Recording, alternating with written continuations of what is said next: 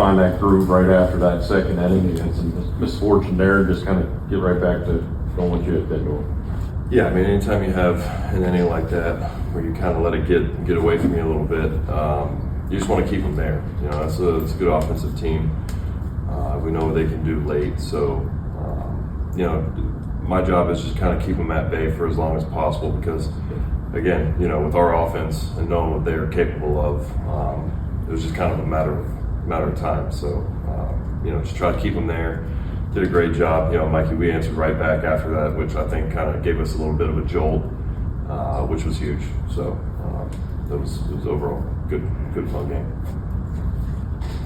Were you like angrier with yourself, or like did that kind of give you some more juice the rest of the way at the second inning, or? No, I just knew I had what my job was. You know, I wasn't able to you know, pick up one of my guys, and I just, you know, hitting a guy, walking a guy, and then giving up an 0-2 hit. That, I mean, that's enough to just piss you off a little bit. So, you know, I really felt like I let our guys down in that situation. So it was one of those things. Again, like I said, my job after that, I can't erase the 3 runs, but I can do my best to just keep them at 3, because 3's a solid number to have a chance in that game. Once you start getting to 4 and 5 runs, then that's just such a big hole. But like I said, our offense, you know, 3 runs, I still felt confident. I still felt good where we were at, and you know, especially as of late. So, you know, just keep them at bay for as long as possible. How huge has it been taking the first 2 series of the second half of this team, considering how the first half ended? Yeah, I think, you know, you get a few days off, guys get their feet back underneath them. You know, it's been a grind, you know, especially going into the break.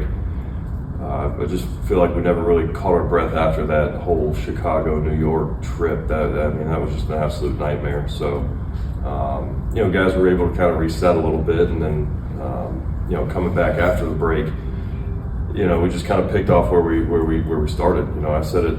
You know, I put through the first game out of the break. You know, this is almost like another opening day. So, you know, getting off to a good start helps. You know, for a boost into the second half.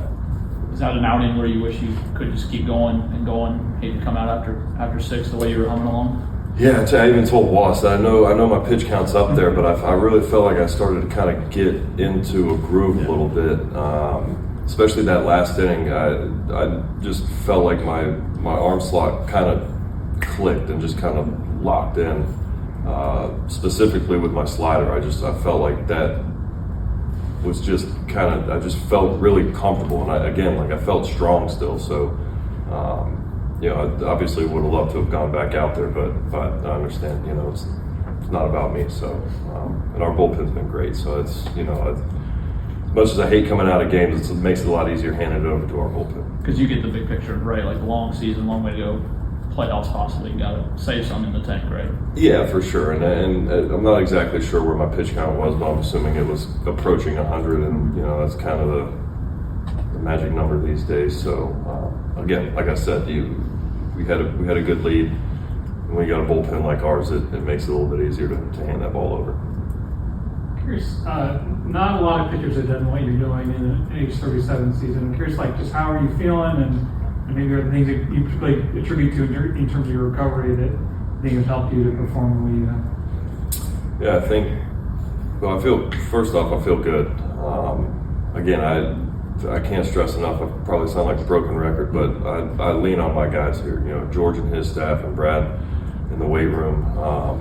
I really lean on those guys hard. And I think throughout the years, I've put a lot of emphasis on my off seasons, and I really like to get after it in the off season. I got a guy down in Naples, Jay. He's incredible.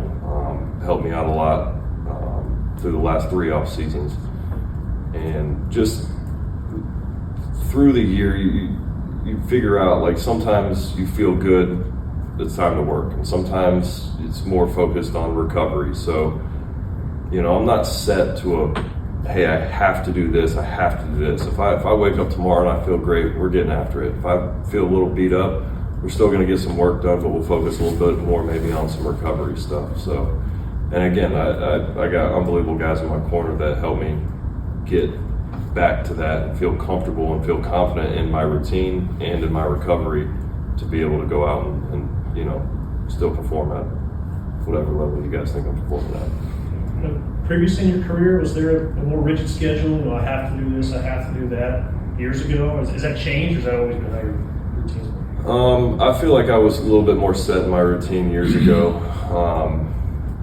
Hell, for a few years, I was trying to keep my head above water.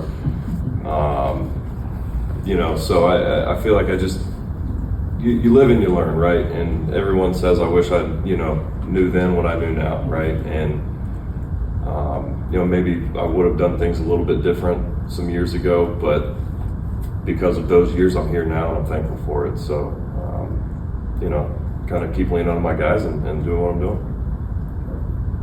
Thanks, Chris. Thank you.